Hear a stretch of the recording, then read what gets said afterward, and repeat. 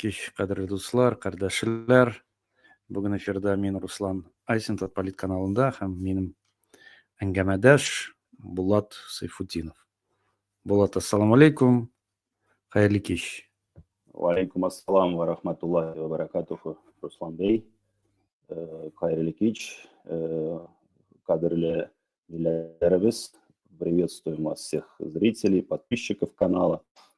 И Руслан Бей обычно не говорит об этом.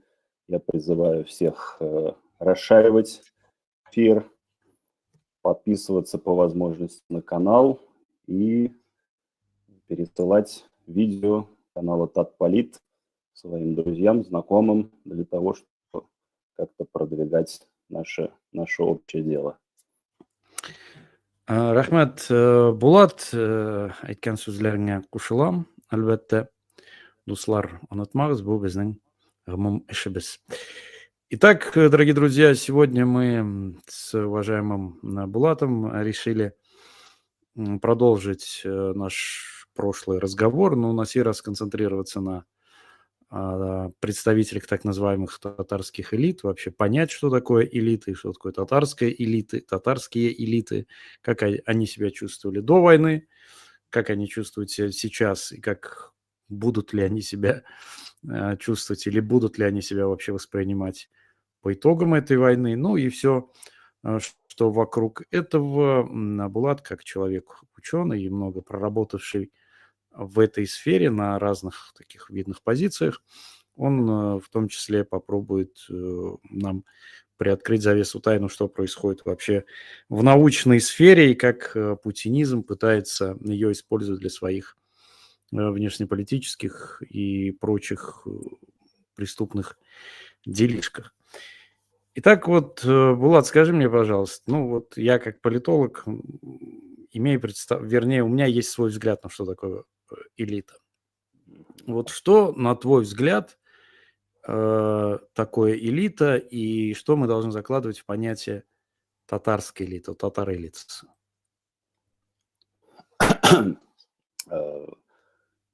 Начать, наверное, нужно с чего? Если мы говорим о так называемых политических элитах, да, татарстанских или татарских элитах, то, на мой взгляд, нынешние представители так называемой элиты татарской, политической, по большому счету, они не являются элитой, на мой взгляд, так как они не представляют волю народа, нашей нации, по большому счету, они являются компрадорскими, они продают прямым образом нашу нацию Москве, центру, не несут, я бы сказал, в себе какой-то суверенности, да.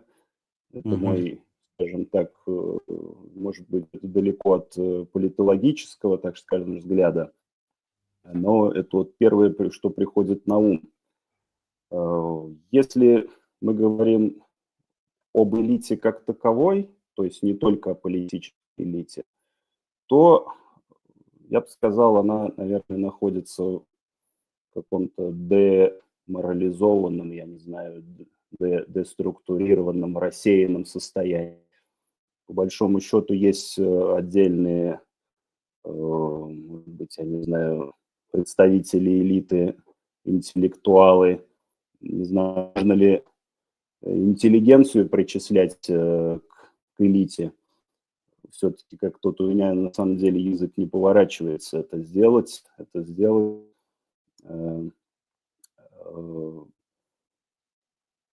Есть разрозненные интеллектуалы, но они не объединены в нечто общее, в какой-то монолит. Наверное, причины этому я вижу отсутствие субъектности Татарстана, большого Татарстана, не только того искусственного со всех сторон региона, коим является сегодняшний субъект так называемой Российской Федерации, да, Татарстан. И то есть получается, что так или иначе у наших интеллектуалов, у наших отдельных представителей будущей нет единого вектора, они так или иначе разбросаны по разным направлениям.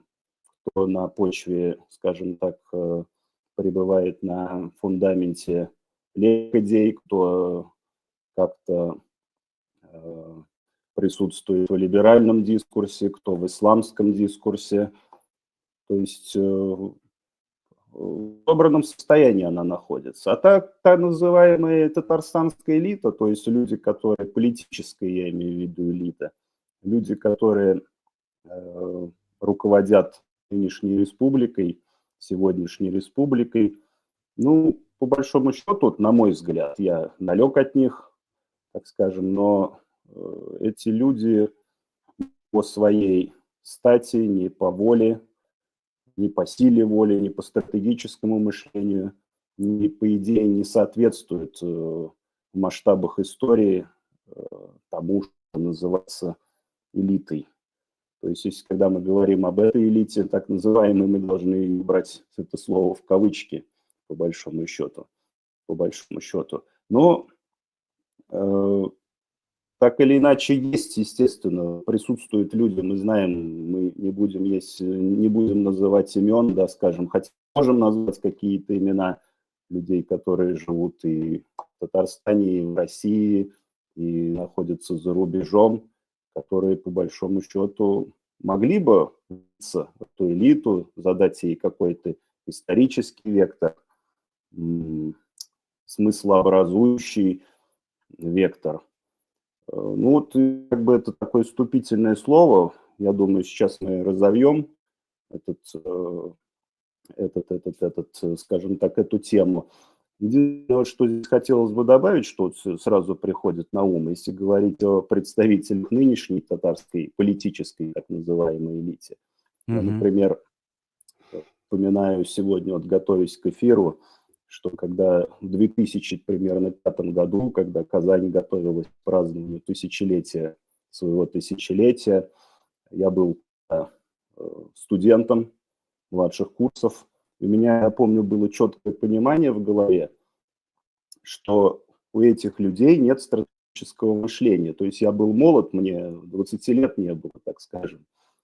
Нет стратегического мышления, что они ставят не на то, что они по большому счету, ну, может быть, развивают экономику, может быть, разукрашивают, я даже не сказал всю республику, только Казань, по большому счету, как-то приобрела такой новый облик. Ну, было четкое ощущение, я помню, внутри, что так или иначе ради этого блеска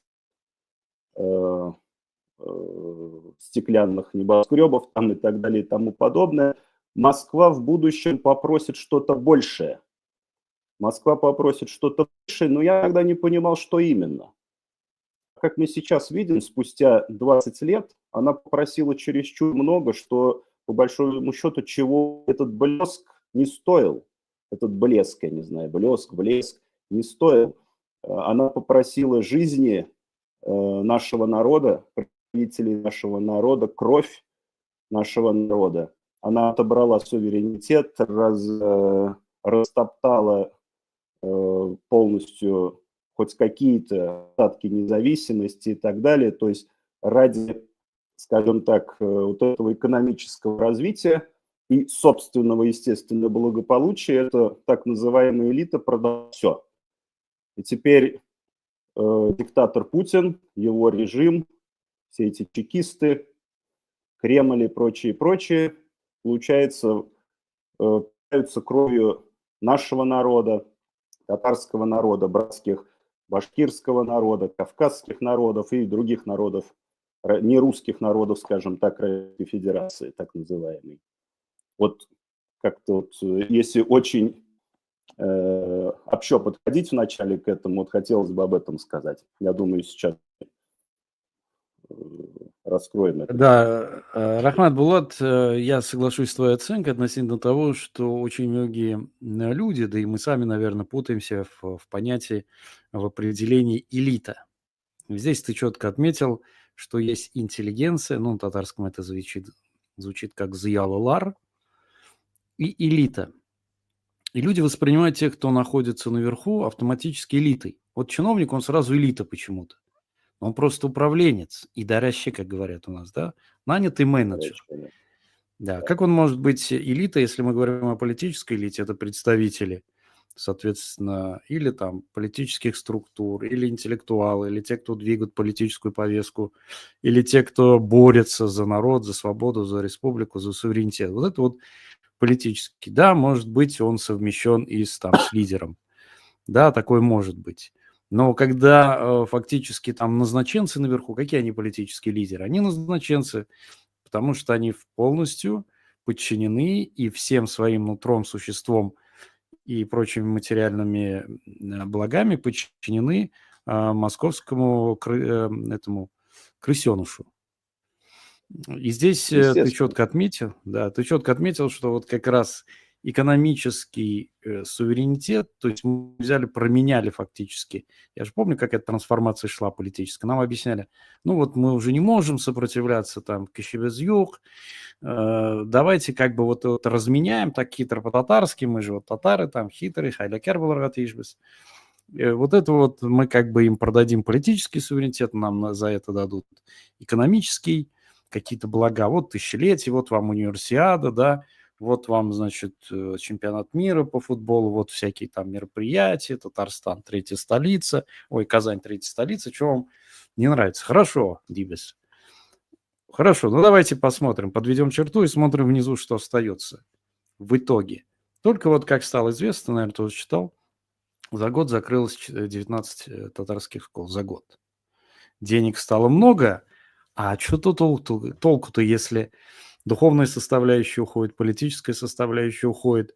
Ну, будем мы ходить там толстосумы, толстопузы, да, ну, наверное, будем гнить подольше, да, чем худой народ. Ну, знаешь, вот, например, в Древнем Риме был защитник худого народа, не в Древнем Риме, уже средневековом, в средневековой Италии, защитник худого люда и защитник как бы богатого люда.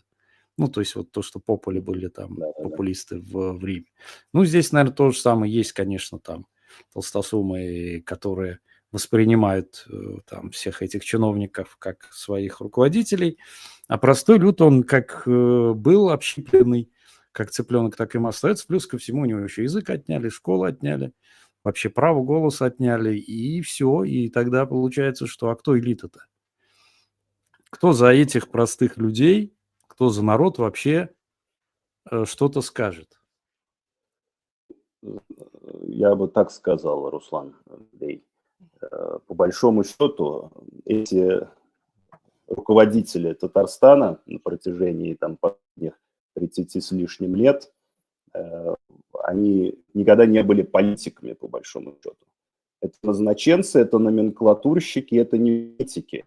Так как они Да. никогда не выигрывали в большой политической борьбе, не участвовали в дебатах, в борьбе в политических играх крупных. Мы помним прекрасно, что как проходили выборы в Татарстане с результатом 90%, с явкой примерно такой же. Помню, причем какой-то год был, когда Шаймиев вообще выставил свою кандидатуру, и он был одним кандидатом в президенты Татарстана. Было один раз такое. Меня это запало, так скажем, осталось в Татарская памяти. демократия. Да, да, и я к чему это говорю? Мы же не ставим своей целью критиковать татар там или Татарстан. Мы пытаемся найти какие-то корни, как не наступать на эти же грабли еще раз в будущем, как выбраться из этого. По большому счету, просто мы должны отметить этот момент, что, скажем так, российский тоталитаризм, он, может, даже появился позже, ну, в плане выборов тех же, например, чем татарстанский, так скажем. То есть эта модель, она была обкатана в какой-то мере в Татарстане, а потом была поднята, скажем так, на более крупный уровень, центральный уровень, так скажем, да. Эти люди не политики, они назначенцы, они всегда были, по большому счету, под Москвой. Пока им Москва позволяла играть в федерализм, в какую-то там суверенность и так далее, они в это играли. Как только Москва начала закручивать гайки, они, по большому счету, ну, настоящего такого сопротивления не присутствовало. Это что было? Ну, я не знаю, они все сдали, по большому счету, ради своих богатств, возможности покупать виллы в Дубае, на Мальдивах и так далее. Они сдали свой собственный народ, свой собственный язык.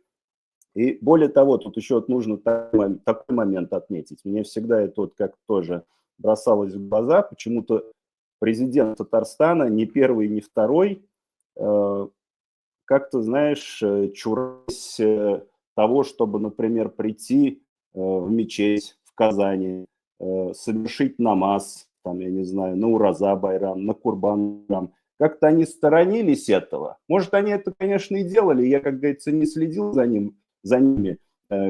Ну, они не делали это так, как это делают, например, российские, да, цари, которые на Рождество там и так далее, все каналы показывают, как они там выстаивают в церкви, крестятся там и так далее. То есть они боялись, вот, что мы вынесли, да, в заголовок нашего стрима о трусости и предательстве. То есть они, по большому счету, всегда показывали, что они готовы сдать и религию, и язык, и национальность, скажем так, и милләтчеликне, и истеклялликне, да, и динне де сатырга готовы ради того, чтобы остаться при своих деньгах, так скажем. Поэтому я говорю, это не политики, это управленцы, назначенцы Москвы в той или иной мере. Оформлено ли это было всех татарстанских выборов или нет, по большому счету это не играет такого принципиального значения. Я думаю, как-то нужно нам сначала все эти минусы обговорить, а потом выходить к какому-то положительному решению. Вот сегодня мы с тобой разговаривали, да, насчет того, что Казанский федеральный университет подписал соглашение международное с севернокорейским политехническим институтом о том, что теперь будут студентов Казанского федерального университета отправлять в Северную Корею по программам обмена. Надо сказать, что я просто тут хочу какой момент отметить. Это происходит при том, я вот в свое время работал в Московском университете имени Ломоносова, МГУ, и как бы ни для кого не секрет, что есть одно подразделение научно-исследовательское, которое руководит дочка московского. И все знают, вся профессура знает, что это подразделение финансируется больше, чем какой бы то ни было другой факультет МГУ, либо даже, как говорят, все факультеты вместе взятые получают меньше бюджетных денег, чем это одно подразделение. То есть это миллиарды. Это миллиарды. Чем занимается это подразделение? Они якобы разрабатывают новые методы, скажем так, лечения, да, занимаются фундаментальными основами разработки новых методов лечения заболеваний, так скажем. Ищут Путину эликсир бессмертия, по сути. Да, они ищут эликсир бессмертия для Путина и для элит. При этом, смотрите, получается какая история, что татарстанских, татар-студентов хотят отправить в Северную Корею, то есть мы прекрасно понимаем, какая там наука, никакой. При этом миллиарды уходят на финансирование департамента дочки Путина. И касаясь вот вопроса интеллигенции, мы не должны как бы говорить только, наверное, о татарской интеллигенции, да, татарстанской интеллигенции, но и вся эта московская интеллигенция, московская университетская, скажем так, МГУшная интеллигенция так называемая, то есть это профессора, это академики, члены-корреспонденты, то есть это люди, некоторые из них ученые с мировым именем. И вы понимаете же, какой смысл, что никто из них даже не может ничего абсолютно, скажем так, голос возвысить против этого. То есть эти люди абсолютно бесправны. То есть эта интеллигенция находится в состоянии, ну, в рабском, по большому счету. И тут волей-неволей вспомнишь, да, слова Владимира Ильича Ленина, который говорил, что интеллигенция, российская интеллигенция, русская интеллигенция – это дерьмо нации. да, если Да. так перефразировать, извиняюсь, Нет, да, очень нет, так извиняюсь, так и сказал прямо, так и да, сказал. Дерьмо так, нации. так и сказал. И вот если так чисто в человеческом таком измерении рассматривать этих людей, не как узкоспециальных ученых, возможно, да, как узкоспециальные ученые, эти люди довольно-таки там заслуженные деятели в своих узких областях, ну как интеллигенция, как люди, они же из себя ничто не представляют. Это самое настоящее дерьмо нации. Пока, пока Ми наша милят Бога, татарская как говорится. миллят буга, пока эта татарская интеллигенция наша находится в тисках той же самой системы, по большому счету она, ну, является частью этой русской интеллигенции, правильно? М, Конечно, конечно, я тут не хочу как бы никаких таких националистических коннотаций этому придавать. Мы прекрасно понимаем, что там полно представителей самых совершенно разных этнических групп. Да, это и евреи, и этнические украинцы, и русские, и кто угодно. То есть это не только этнические русские. Но мы называем, да, таким вот термином.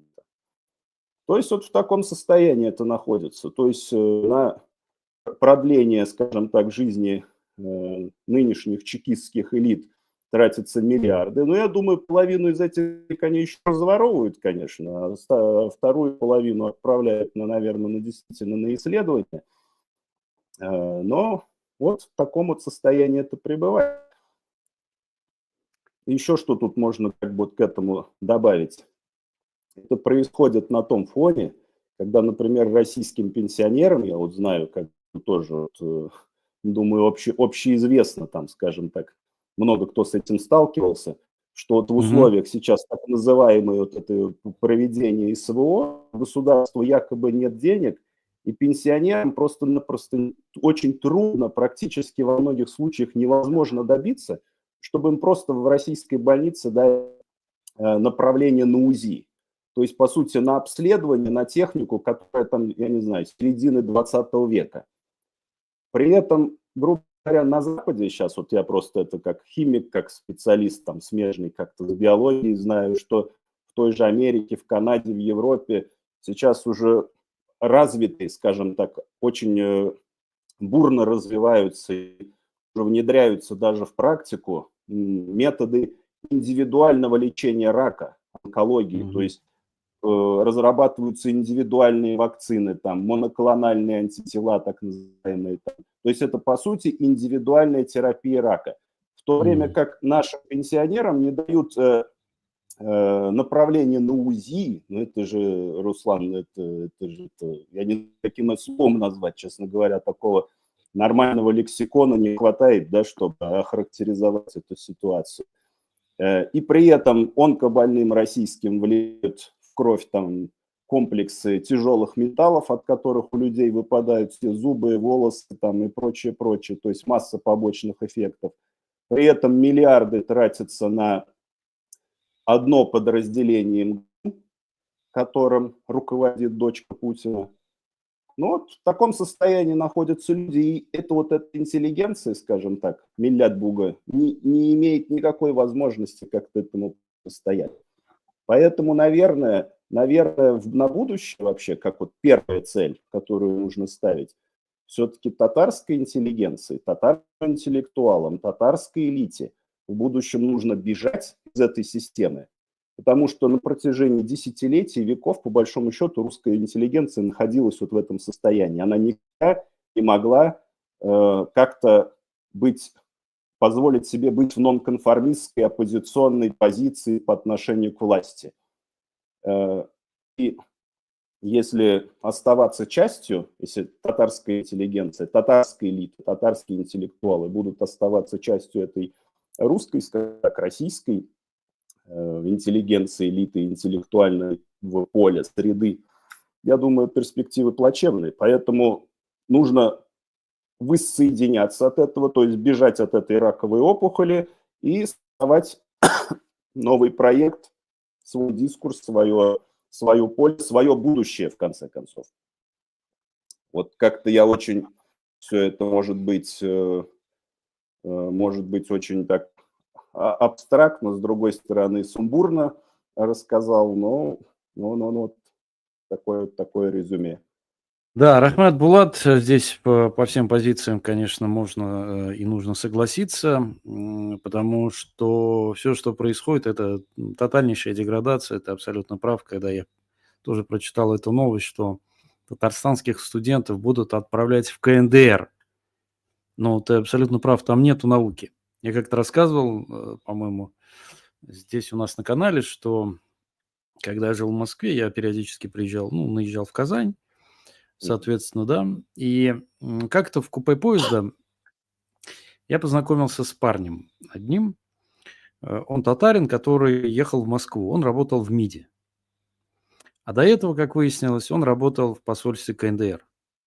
Но по какой-то случайности его провожал человек, с которым я работал в университете. Он был проректором. А это его зять Кияу. Мгм. И вот Мгм. мы, соответственно, ну что там, это человек часов там 7, по-моему, поезд был, и вот, естественно, спать не ляжешь. И мы вот начали общаться, разговаривать. Ну, парень достаточно образованный, вот он мне рассказывал, как приехала делегация, значит, там Путин поручил Татарстану поехать в КНДР, чтобы укрепить с ними сотрудничество и открыть там представительство КАМАЗа, там еще чего-то, да. Ну, и он говорит, вот мы подготовили все это, значит, и с пакетом этих предложений татарстанская делегация во главе с Минихановым отправилась в Пенчжон, в Пхеньян. Мгм. И, говорит, значит, разговаривают они, переводят все, вот такие вот расклады. Они говорят, замечательно, а сколько вы нам вывалите за это? Татарстанские чиновники говорят, что, за что? Ну, за то, что вы у нас откроете здесь свои представительства. Он говорит, нет, вы не понимаете, мы как бы даем вам рабочие места, мы арендуем там и так далее и тому подобное. То есть им еще нужно было заплатить северокорейцам. Естественно, от этой затеи отказались. Ну, и он говорил, что никакой науки там, конечно, нет. Главная наука – это, как известно, идеология Чучхэ. Все университеты в основном занимаются идеологией Чучхэ. Ну, и еще, конечно, в советское время там передавали технологии, физики, ядерной там энергетики, да, ядерной физики, ну, что-то китайцы дают, все. То есть они даже их не в Китай отправляют, а в КНДР. Ну, и знаешь, в 17 году, когда случилась эта трагедия с языком, мы тогда вот запустили такой тренд о том, что такое элита. В Москве организовали несколько вот таких дискуссионных площадок, в Казани. Собирали людей, интеллектуалов, и спрашивали, ну что такое элита? Ну, как бы подводили к тому, что мы-то, возможно, сами виноваты, что мы не смогли выпистывать нормальных политических лидеров. И вот то, что мы увидели, да, оно следствие, возможно, наших таких сомнобулических действий. И ты знаешь, как бы вот разные дефиниции, разные определения, но я для себя определил следующим образом, что представитель элиты – это человек, который готов жертвовать ради идеи, ради там дина, языка, нации, политического проекта. Если он готов вот жертвовать, значит, он представитель элиты.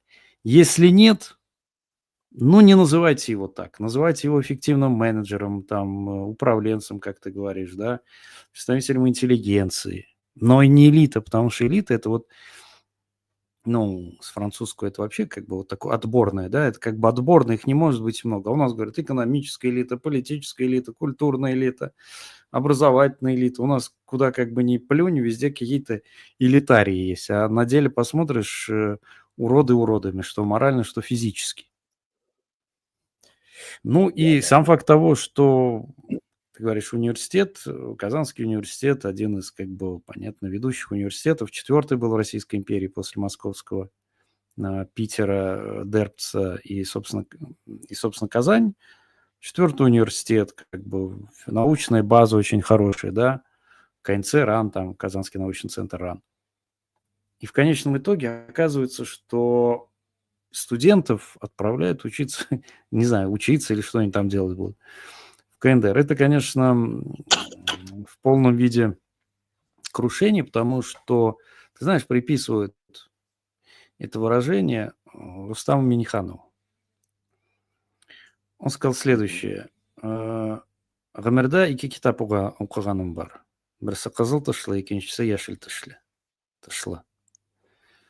То есть я прочитал 2 книжки в жизни, одна красная, другая зеленая. Дальше он сказал, китап укымычада кеше булдык. Даже не читая книг, мы стали людьми.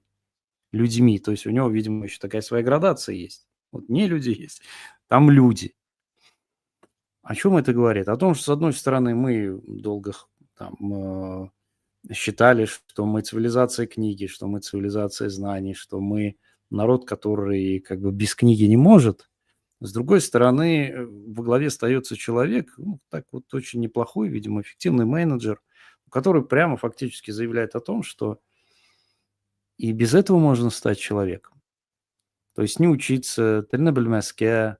То есть интересная, ну, как бы вот трансформация человека, он же так аулкишься, да, он же деревенский парень. У него такой плохой русский.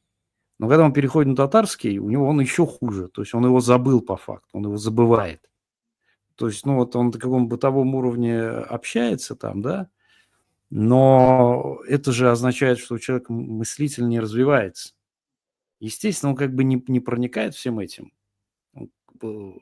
Я понимаю, что все сваливать на него абсолютно глупо и бессмысленно. Я это прекрасно понимаю.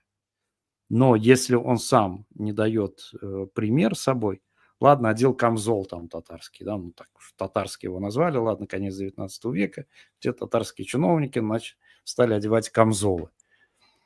Но вот когда в 17 году отменили с татарским, значит, открыли везде курс татарского языка, и он отправил туда чиновников. И вот все пошли, и министры, и вице-премьеры, и вот там все это они показывали, вот мы ходим на курсы татарского языка. Отпиарились, и все. И курсов нет, и эти чиновники разбежались по углам. Ну, вот, короче говоря, Булат, возникает, вернее, одна из главных проблем. А кто вот пример, урнек, вот мисал, кто может выступить субъектом, человеком, лидером, кто бы мог как бы вот выразить все это, сказать, что вот надо на кого ориентироваться, да? Вот есть хорошие образчики, есть хорошие образцы, достойные примеры. Есть ли такие люди? Если нет, что надо делать, чтобы их зарастить, может, воспитать, сконструировать как-то уж, я не знаю. Очень правильные слова, Руслан. Я вот сейчас слушал все, как бы вот твою часть, скажем так, речи, монолог. В принципе, я совсем согласен. Я бы еще просто хотел бы своими словами тоже кое-какие свои примеры добавить и заодно ответить на вопрос, да, поставленный. Что касается элит, да, ну, если угодно, все-таки они должны каким-то аристократизмом обладать. Пусть не аристократизмом крови, пусть это будет аристократизм духа, так скажем. Ну, нынешние татарстанские элиты – это совершенно такие карикатурные персонажи. Взять хоть там президента, хоть бывший ректор Казанского федерального университета, которого потом посадили, то есть какой-то бывший мэр Елабуги, бандит. Ну и вот что интересно, Руслан Бей, да, как бы может так нехорошо говорить о людях, но у них же лица, как у Иванушек-дурачков, только на татарский манер, так скажем. То есть, ну, неужели среди нашей нации нет более, так скажем, потенциальных каких-то, я не знаю, более развитых там людей, нежели вот эти вот люди, захватившие власть и держащие ее там 30 с лишним лет, так скажем. Плюс вот я хочу все-таки на этой теме остановиться, вот насчет заращивания там будущей элиты, так скажем. Ну, Москва же показывает, я думаю, это с Москвой согласованное решение, что студенты Казанского федерального университета будут отправляться на стажировку в Северную Корею. То есть это, по сути дела, вам указывают, что вы будете цивилизационно, скажем так, завязаны на вот это вот направление, на идею Чучхе, да. На тоталитаризм, на идею Чучхе там и так далее и тому подобное. То есть какие элиты вырастут, могут развиться, если им заранее предопределяют вот такой курс. Плюс к этому, к этой же плеяде, так скажем, вернее, множеству решений, я бы, наверное, бы еще добавил, вот сколько это, прошлом, позапрошлом году или, может, еще раньше, был назначен президент Академии наук Татарстана, Республики Татарстан, бывший гаишник, да, брат Минниханова. Да. Но это же тоже плевок конечно, вот этого аул КШС плюнул элите, настоящим интеллектуалам, просто в лицо, по большому счету. То есть, если даже там президент Российской Академии наук, это человек Ковальчука, друга Путина, так скажем, ну, он хотя бы академик, он хотя бы физик вроде, там какой-никакой, ну, а тут гаишника назначают президентом Академии наук. То есть это просто издевательство над нацией, по большому счету, издевательство над элитой нации, над интеллектуальным потенциалом нации. То есть мы опять-таки, как здесь как ни крути, и говоря об этих карикатурных персонажах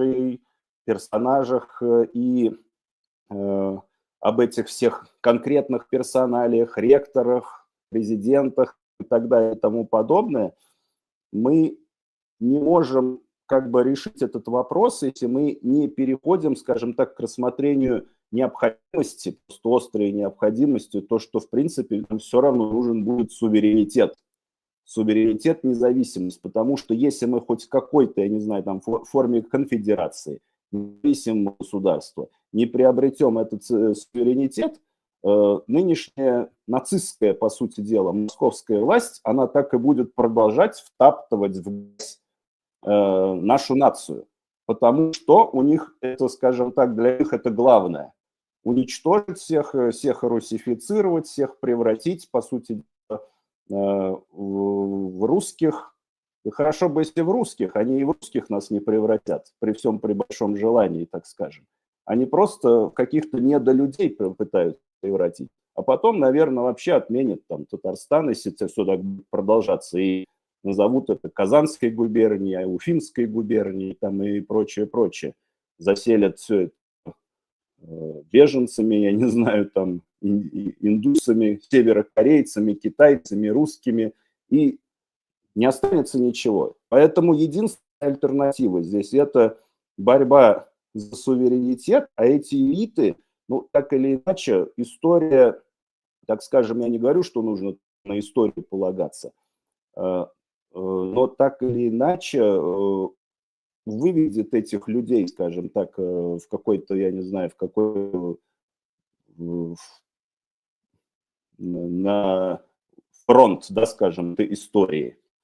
Как их взращивать? Вот к вопросу, как их взращивать. Тут же еще момент какой важен. Чтобы нация, чтобы народ поддержал действительно настоящую элиту, а не ту, которую будет там пытаться пролонгировать свое, скажем так, свое правление нынешняя элита татарстанская, или которую пришлет Москва там, или еще что-то, что должна тут проснуться не только, скажем так, появиться, точнее, не только элита, не только интеллектуалы, но и народ должен поддержать то, что ту элиту, скажем так, те элиты, которые могут этому народу, этой нации татарской, в том числе мы сейчас говорим о нации, гарантировать, предъявить какой-то образ будущего, так скажем, развития, а не вот этой вот тотальной деградации, да, в которую нас вводят, по сути дела. Нас уже эта элита, по сути дела, она запачкала наше название нашего народа тем, что вот этим служением вот эту, я не знаю, ну, свиноподобному русскому миру, я по-другому не могу сказать, потому что вот у меня одним из олицетворений этого русского мира является олигарх Малафеев. Ну, я его считаю, не знаю, может, тут у меня предвзят, но для меня он свиноподобен. Ты знаешь, что он манкурт наполовину, что у него мама татарка? Да, вот как в прошлый раз мы об этом, да, как раз ты мне сказал, я не знал, да. Служением этому свиноподобному русскому миру, то есть запачкали по большому счету, в том числе наши, скажем так, татары, участвовали и в чеченской, к сожалению, войне, и войнах, точнее, и в сирийской, теперь их гонят в Украину. То есть они питаются нашей кровью. То есть они уже испачкали наш народ. Конечно, можно Путина обвинять. Понятно, что это все идет из Москвы. При этом же наши компрадорские элиты полностью предали нас, полностью продали. То есть они настолько трусливые, настолько жадные. Конечно, у них и большой степеней свободы, так скажем, нет для того, чтобы там как-то что-то сделать. Но, тем не менее, история показала, кто есть кто. Да? Война вообще раскрылась карты. Теперь не притворишься там и никем. То есть война показала, кто есть кто. Как говорится, весна покажет, кто где газдил, да, когда снег растает. Да. Ты знаешь,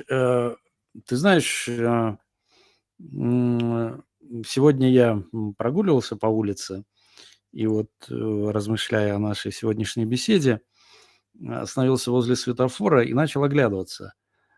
Там, где я живу, нету камер слежения, ну, вообще, на дорогах практически нету. Редко можно где-то встретить. А Казань занимала первое место по концентрации видеокамер везде. Вот там, где я жил, в Казани, может, кто вот из Казани знает, пересечение Ямашева и Адаратского, ну, там просто вот на каждые 5 метров стояли камеры по несколько штук. В чем было дело? Миниханов, который сейчас у нас успешно, в кавычках, возглавляет Академию наук Татарстана, после отставки с поста главного ГИБДДшника стал возглавлять Фонд безопасности дорожного движения. Что они делали? Естественно, что через своего брата они заказывали новейшие, крутейшие камеры на Западе, на это выделялись огромные суммы, и каждый там год или два они их обновляли. Но они были настолько хорошего качества, что их даже Москва покупала, что мэрия Москвы покупала камеры казанские. Теперь вставал самый элементарный вопрос. Ну, там, Казань-то с Москвой не сравнишь и по численности, и по площади, да? Куда втыкать эти камеры? Нет, они удосуживались их втыкать. То есть человек не просто вот под тотальным наблюдением. Вот это вот, как ты говоришь, тоталитаризм, он прививался, но и то, что это все делалось за счет кармана этих простых людей, самых простых людей. Я знал, как эти люди живут, с какими суммами они оперируют. И все эти люди, может быть, действительно не дотягивают, не может быть, а действительно не дотягивают до того, чтобы называться лидерами, ну, элитой, по крайней мере, да. Но проблема в том, что нам говорят о том, что других нет, что альтернативы нет, что вот радуйтесь тому, что есть. Вот я с одним чиновником крупным разговаривал как-то еще в Казани. Он мне говорит, ну что ты вот постоянно наших критикуешь? Ну, как бы вот я понимаю, она оправдана где-то критика, но вот публично зачем вот так концептуально езжать? Ведь если их разгромят, и вообще ничего не будет, республику уничтожат. Я понял в тот момент, что они таким образом себя обеляют. И ту же самую идею, то же самое они, соответственно, навязывают людям. Ну вот без Балмасак, там будет какой-то пришелец, пришлый, там Иван Сусанин, Петя Петров, и тогда вы вообще застонаете. Ну хорошо, а сейчас что люди не стонают? От того, что у тебя, я извиняюсь, твой руководитель, татарин из татарского села, но он полностью манкуртизирован, что от этого легче, что ли? А может быть, после этого, если случится какое-то такое вот событие, наконец-то и наши там проснутся, вскипят, да, что ну сколько можно. А тут как бы все какие-то убаюканные. Вот когда создавался 30 лет Академии наук Татарстана, исполнилось недавно. Я читаю их, подписан на их канал. Эти люди, там есть достойные люди, мне сообщают, что происходит. Просто это не пересказать, что творит Рифкат Миниханов в системе, значит, Академии наук Татарстана. Он заставляет их ходить на лыжах, он заставляет их плясать. Он говорит, что такие направления вообще нафиг не нужны. ну, которую он не понимает, возможно, и так далее, да. Так вот, 30 лет Академии наук Татарстана сделана большая работа там вот теми людьми еще, которые возглавляли, там Мансур Хасанов, Мягзум Халимулович Салахов, который был ректором Казанского университета, я работал с ним вместе, да. Ну, ты знаешь, он тоже физик, специалист по спектроскопии. Очень такой достойный человек. Его убрали. Теперь действительно поставили ректором кого до этого? Из клана Шаймиева, Бандюк. Мне рассказывали, когда я работал при Салахове, я участвовал в заседаниях ученого совета, ректората ученого совета, как руководитель пресс-центра. И, значит, интеллигентные люди, все знаешь же, там ректорат, все как бы там.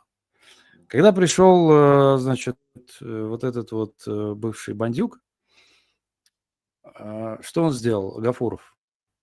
Мне рассказывали. Значит, он проводит какое-то совещание ректората или расширенного ученого совета и что-то вякает. И как стал какой-то профессор и попытался с ним, ну, по-хорошему, концептуально, в рамках положенного поспорить. И он при всех ему говорит матом: ты что там, ну и на букву «Б» там, ты, много на себя берешь. Ну и, в общем, этого бедного старика-профессора он унизил при всех. Вот это вот модель, Булат, понимаешь? Она была в колхозах, она была вот в этих глав администрации в Татарстане. Это просто, да, я начальник, ты дурак. Ну вот знаешь, в Нурлате, откуда ты родом, был небезызвестный Абзый, значит, главой администрации. Да. И я был свидетелем просто, я там какое-то время, ну, я тебе рассказывал, побывал. Так вот, он с утра там назначал совещание в 7 часов. И, значит, на окраине где-то Нурлата. Это, дорогие друзья, значит, город такой нефтяной, небольшой, на юге Татарстана.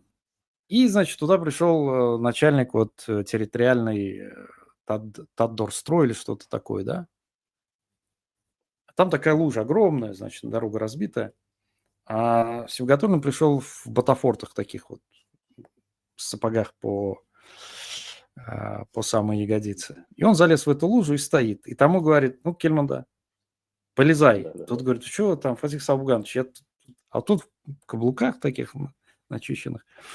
Тот говорит: ну-ка, блядь, там матом, ну-ка, давай, снимай ботинки. Тот снял ботинки, залази, говорит. Тот заходит действительно по колено лужа. Давай ботинки сюда. Тот трясущимися руками дает, и он его начинает избивать ботинком по голове. Много случаев, ты знаешь, что он насиловал людей, и со мной работала одна девушка в университете, в пресс-службе у меня, которая просто рассказал, что он ее домогался, а он возглавлял там региональную ячейку в «Единой России», и у него 98% населения были членами «Единой России». Ну, служащих. Ну, я могу что добавить, Руслан? Я просто, у меня вот этот период жизни, да, скажем так, подросткового возраста как раз пришелся на то, когда я там жил, как раз, да. То есть это как раз его правление, и я много таких историй знаю. Он избивал чиновников у себя в кабинете. Мало того, что у него первая жена осталась в Казани, насколько я знаю, а в Нурлате он женился на новой молодой жене, как говорили, что она была бывшей девушкой легкого поведения, так скажем. Он взялся ее в жены и периодически ее выбрасывал из окна своего особняка, и ее увозили на вертолете в реанимацию в Казань. Да, ее избивали, это известно, да. Да. Вот. Но что самое интересное? Но он борец был, он же здоровый, он же был борец. Он член «Единой России», он избрался в Государственную Думу и несколько созывов пробыл депутатом Государственной Думы России, скажем так. Да, вот и умер на этом посту. Вот кто есть, скажем так называемая политическая элита России и Татарстана. Что самое это интересное, да? Да, он писал книги же про историю татар. Я знаю человека, который писал ему эти книги. Там про тюрков он писал, тюрки, татары. Кстати, он гнал тему, что тюрки, евреи или татары, евреи, значит, они произошли от одного там звена, ну что-то такое вот. Как-то я помню, он выступал по телевидению, а он же такой очень самоуверенный мужик был, да? И он так, значит, говорит, вот вообще футбол придумали бразильцы. в 15 веке, он говорит. Там у журналиста глаза такие, как так? Он говорит, ну как, татар взяли, татары там сначала придумали, бразильцы передали. Вот, ну, я это к тому, что в качестве такой иллюстрации, да, чтобы у нас такое теоретизирование не было скучным. Вот эти люди, а ведь он еще прославился тем, что он же был министром сельского хозяйства, и на Сабантуе он подрался с министром МВД Галямовым, который потом был одним из руководителей МВД РФ, его забрали в Москву. И они там, видимо, выпили, заспорили там из-за какой-то женщины. И так как Сибгатуллин был борцом, но он такой здоровый мужик, да, он взял того просто табуреткой при всех огрел. Это было при Шаймиеве. Да. И Шаймиев вот одного отправил в Нурлат, а второго тоже в отставку. Ну вот, к большому несчастью, вот эти вот люди представляют татар. Ну ладно, это как бы шалости, там 90-е годы, но сейчас-то ты верно дал оценку. Диагноз. Сейчас идет война. Я созваниваюсь с людьми, и мне пишут много моих знакомых, не только близких знакомых, которые с горечью говорят, что в каждом селе, Руслан, в каждом маленьком селе каждую неделю приходят гробы, табутлар. Вот, Понимаешь? если позволишь, Руслан Бей, я перебью. И если ты закончил мысль свою, конечно. Да. Просто ты очень хорошо подвел как бы к этому моменту. Ладно бы там он выбрасывал, скажем так, свою жену из окна своего особняка, она в конце концов сама как бы с ним продолжала после этого жить потом. Ну, я абсолютно это не приветствую, как говорится, но тем не менее это их личные какие-то дела. Проблема в том, что вся эта так называемая политическая элита, она полностью манкуртизирована. И сейчас, если вот глобально рассматривать положение татар в контексте мировой, скажем так, политики, вот давай рассмотрим два сценария. Сейчас либо вот эта украинская война заканчивается или как-то замораживается, так скажем, в каком-то том или ином виде, либо перерастает в какой-то более глобальный конфликт.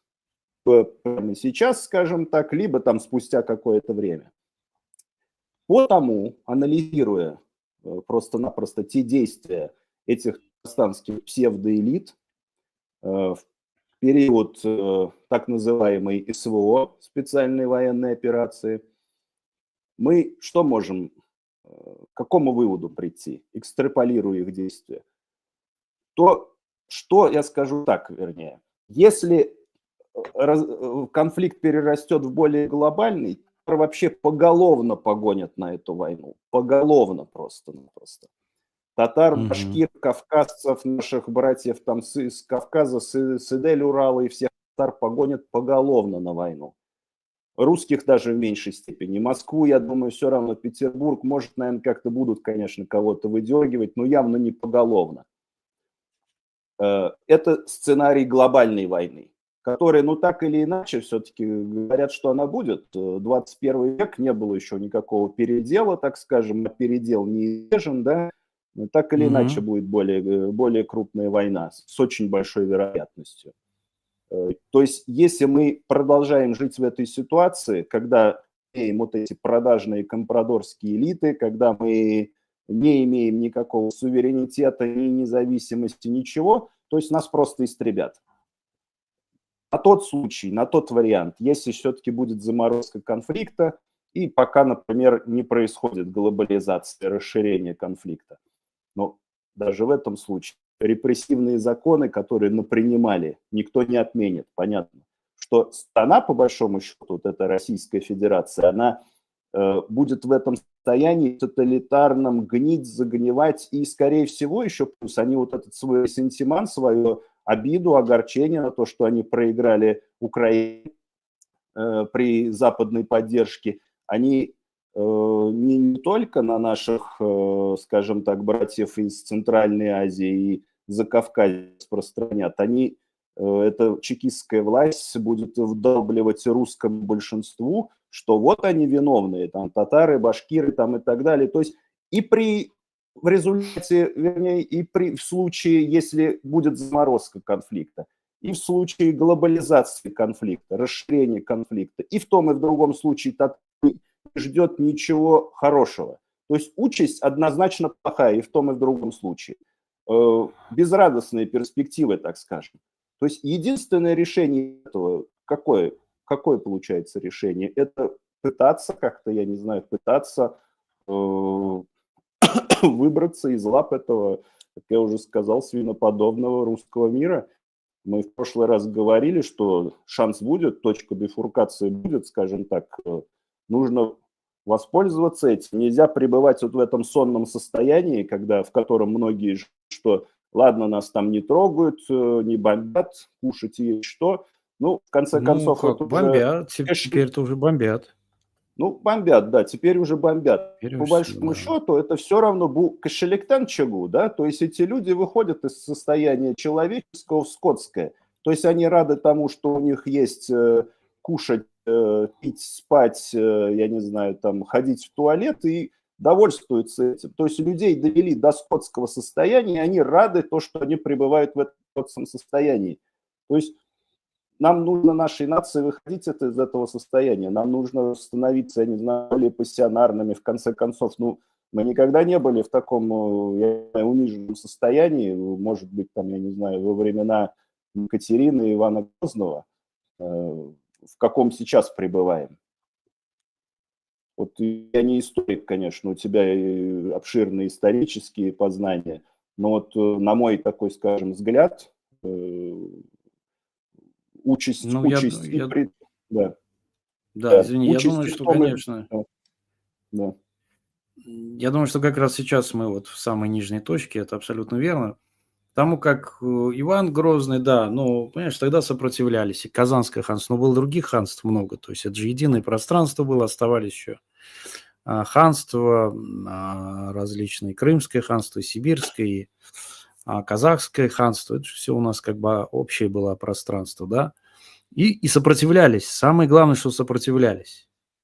При Екатерине, да, давили, но сопротивлялись. Восстание, как известно. Было сопротивление, вот о чем Да, речь. Хазар халық ниндейдер вот минәттем хайван хөкеменә кергән, так скажем, да, как говорили наши предки. То есть перешли в какое-то такое состояние животноподобное. Я не хочу хайванизм. никого оскорблять, так скажем. Но если мы будем продолжать жить вот в таком состоянии, то это деградация и вырождение, больше ничего. Должно быть сопротивление, да, так или иначе. Конечно, я всегда говорил и сейчас особенно настаиваю, что опираются на то, что сопротивляется. Потому что то, что не сопротивляется, оно на самом деле изначально предательское. То есть человек, который живет в условиях соглашательства, конформизма или, как ты говоришь, вот этих вот инстинктов самых примитивных, желудок набил и ладно, подушку под голову положил и яхше. Но это абсолютно низшее состояние человеческое. Человек не для этого рожден. Мы не для этого наши предки претерпевали такие сложности. Не за этого они умирали, там, были шахидами. Не из-за того, что мы там лежа, значит, на теплой кушетке говорили, ай, что там, и так сойдет, и сяк сойдет, это уничтожает, то уничтожает. Ну ладно, главное, меня не касается. А вот как начнет касаться, мы видим, что уже началось. Мы видим, что ведь, как ты говоришь, идет физическое истребление наших народов. Физическое. Ведь сейчас Татарстан и Башкортостан занимают первые, вторые места по количеству убитых на войне. То есть это сознательная политика Москвы отправлять наши народы, так же, как и кавказские, представители кавказских братских народов отправляют. Да? Сознательно это делается. Абсолютно. То Проблема. есть если так дальше продолжится, то просто встанет вопрос о физическом существовании. Ладно, татар там еще этнический массив большой, да, вторая нация. Но есть другие нации, за которых мы тоже как бы переживаем, болеем. И самое главное, что манкуртизация, понимаешь? Потому что манкурт, он страшнее врага прямого. Манкурт – это как бы вот внутренний предатель, как известно, хуже врага. Потому что врага ты знаешь, ты с ним борешься. от Манкурта ты не знаешь, чего ожидать. Он тебе в нож воткнет, он пойдет служить. Вот как и было всегда, да?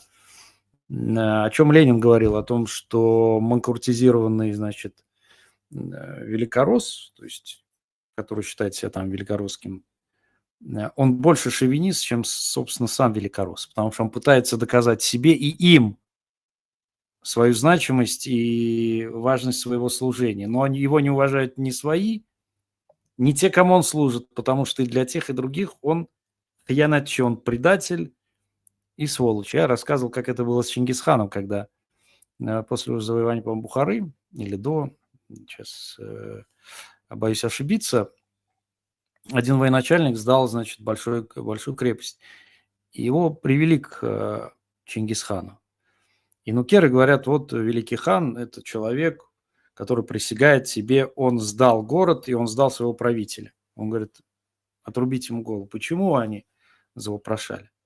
Раз он сдал своего правителя, не моргнув глазом, почему вы должны быть уверены в том, что он не сдаст вас и меня?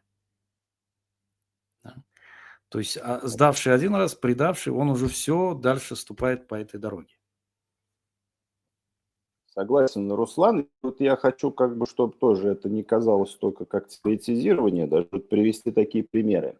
Мы в конечном еще итоге, в общем, в конечном таком сухом остатке, что и, так скажем, мы имеем на сегодняшний день такие так называемые политические элиты наши, которые за нас, мы 100% знаем, что они за нас ни пальцем не пошевелят, чтобы как-то облегчить наше положение или защитить наши права.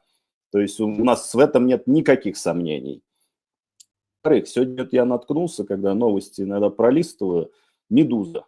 Вообще, как-то не люблю особо этот ресурс, но так или иначе, там, чтобы скажем, составить впечатление о происходящем в России, пролистываю время от времени.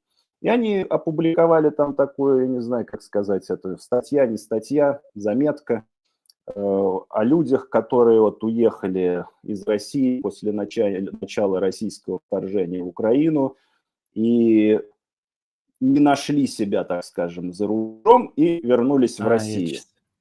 Да, и вот они там говорят о том, что дома уютнее, там, скажем так, никто не трогает, там, я не знаю, москвичей, говорит, и петербуржцев, говорит, не мобилизуют, говорит. То есть мы что видим? Мы видим такой открытый цинизм жителей Москвы, жителей Петербурга по отношению к тем же, например, жителям республик. То есть они же это не скрывают, у них это просто в крови. Пусть вас это берут, пусть вы идите, воюете, убиваете украинцев, там устанавливаете в Украине русский мир, а мы будем тыквенный латте пить в Москве и в Петербурге. Так? То есть это картина мира русского человека, жителя столицы Москвы или Санкт-Петербурга. То есть абсолютное большинство вот это российское, оно, по сути дела, не лучше, как бы они, можно поставить знак равно между нашей так называемой политической элитой и вот этой массой российской, так скажем. Абсолютный цинизм их, и вот как бы к чему это опять-таки приводит? Приводит к тому, что, ну, не братья они нам, да? Нам нужно думать о своей безопасности, о своем выживании, так скажем. Потому что я вот еще какой хочу пример привести. Я работал в Российской академии наук в Москве.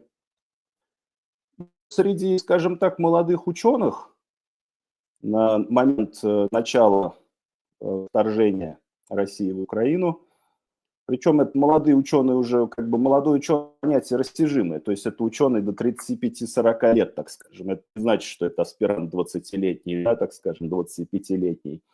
Распространено мнение у москвичей, что жители республик, там, Татарстана, Кавказских республик и так далее, едут в Украину сами, чтобы заработать денег, потому что они нищие. Все эти республики нищие, у них нет, говорит, таких зарплат, как в Москве, и они, говорит, сами туда едут. То есть они искренне в это верят, что самое интересное.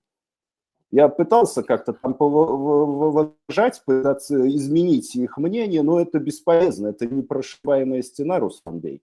То есть это еще один пример того, что если мы не изменим своего положения сами, да, нам это больше никак не поможет. Если мы даже им будем предъявлять, скажем так, в лицо факты.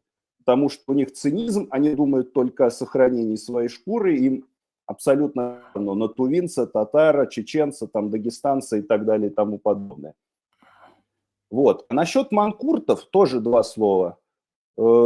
Манкурты же они как бы опять-таки тем же самым руководствуются, чтобы как-то продвинуть свою, скажем так, свою карьеру, свою, облегчить свой комфорт, так скажем, устроить свой комфорт. Я знаю очень большого, так скажем, российского ученого, химика, который представитель вообще мусульманского как бы мусульманской нации, кавказской нации. И вот он был избран там в академике. Но это абсолютнейший манкурт, который вот как бы в таком тесном разговоре говорил, да у нас, говорит, столько оружия, это было до вторжения России в Украину. У нас, говорит, есть такое оружие, если, говорит, нам нужно, говорит, мы второй Босфор, говорит, через Стамбул, говорит, пробьем, говорит, бомбу. Ну, как бы история показала, да, что они могут на самом деле. Они, украинцы, давали по башке, как бы, и никакое оружие, так скажем, их второй Босфор они не пробили, альхамдулилля, и, надеюсь, не пробьют никогда. Вот. В МГУ, например, представитель нашей нации, к сожалению, сидит и возглавляет военно-учетный стол, выдает брони, скажем так, представителям титульной нации, а представителям нетитульной не выдает. То есть вот примеры манкуртов, да, они среди нас, они врагов, это внутренний враг. Ну, как говорится, это, когда у нас будет свое государство, мы их отправим, я не знаю, в лагеря перевоспитания или куда, ну, в общем, вот так. Обязательно нужна будет терапия восстановительная, потому что эти люди действительно больны в ментальном, психическом плане. И, естественно, все это оказывает на них большое влияние. Вообще, знаешь, в какой-то момент я вбросил такую идею того, чтобы татарами настоящими не называли тех людей, которые поддерживают путинизм, русский мир, войну. То есть здесь дефиниция и вот определение должно пройти четко. Вот то, что называется фуркан, да, в арабском. Вот четкое разделение. Вот они это как бы служилые и как бы манкурты. Манкурты, да, этнически он татарин. Но он, давай так называть, татарин-манкурт. Вот. Приставочка такая. Да. Остальные, кто как бы вот не поддерживает все это, а несмотря на лишения, трудности и какие-то проблемы, все-таки держатся, да, за свои принципы, они вот настоящие. Мы можем их там назвать около элиты или приближающиеся к элите, да. И вот эта градация, она очень поможет, потому что в этом случае, как ты вот отметил выше, когда безнашул бок блян нитканнар, пшраттылар, всех. И Да. вот там, мне часто приходилось слышать, вот вы татары все вот такие, вот такие. Но не все такие, дорогие друзья, там, если 10 миллионов татар, там все не могут быть таковыми. Давайте вот по этой градации тогда пойдем и будем определять по тем людям, которые по-настоящему стоят на принципах, которые не являются предателями, манкуртами, там, дегродами и все остальное. И тогда оптика поменяется, потому что взять и просто так вот всех называть таким образом, да, ну, это мы знаем, к чему приводят такие ярлыки. Естественно, что в Москве это выгодно. В Москве это выгодно, необходимо. Вот как чеченцы ведь четко определили. Давайте так. Есть кадыровцы, есть чеченцы. Вот так вот. Значит, есть кто служит Кадырову, а Кадыров это генерал МВД и все такое. Как бы он же путинский человек. Причем здесь уже чеченец. Он плоть от плоти как бы представитель этого русского мира. И с нашими то же самое. Из-за того, что у него фамилия там татарское, имя татарское, и говорит он по-татарски, он не является татарином. Это абсолютно не об этом, потому что Все-таки самоопределение – это вещь важнейшая и политическая. Она фундаментально метафизическая, да. Твое самоопределение – твое место в мире, твои принципы в мире. А не так, сегодня один барин пришел, ему служу, завтра другой служит, там китаец придет. Поэтому лучше меньше, но качественнее. Чем Но больше, качественнее. да, но не, но вот то, что мы видим, какой-то ширпотреб. Чтобы не было этнического ширпотреба, нужно сделать ревизию, конечно, необходимую. А то я с другой стороны, знаешь, это очень хорошее, опять-таки, вот Фуркан есть, да, определение. То есть очень многие люди вот с началом войны стали, ну, как-то им же нужно самоопределяться.